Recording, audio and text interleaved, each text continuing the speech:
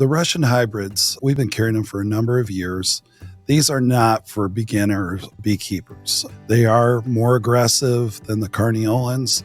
They're absolutely more aggressive than the Italians and the Caucasians. So these are kind of the more aggressive bees that we carry. They have more times that they fly on overcast and foggy days, and on average about 10% more nectar collection, which means more honey production for you as a beekeeper. They are slow like the Carniolans on the startup in the spring, but once they get going, the queen gets going, laying her brood, you have to watch for swarming. Swarming is a very high risk that these Russian hybrids have.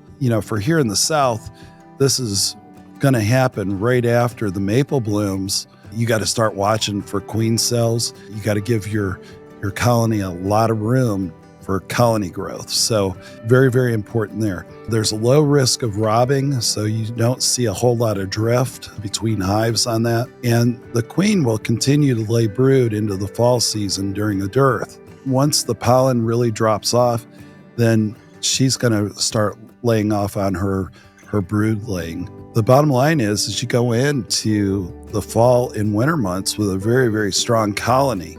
And that's just a really big positive for anybody that's up in the Northeast or upper Midwest on that side there that have very long winters. One more time, what climates would you recommend the Russian hybrids? As people are purchasing their bees today, who might really need to seriously consider going this route with the Russians? Okay, first of all, if you have 4 or more years as a beekeeper, absolutely try this. So not this. For the newbies. Newbies need to stay away. Now, if you're a newbie and you're going to jump into the Russian hybrids, you're going to have to be ready to get stung. They don't allow any mismanagement. If you drop a frame, they're going to come visit you. You just got to work slowly. You got to use smoke to keep them calm. You've got to be north of the Mason-Dixon line.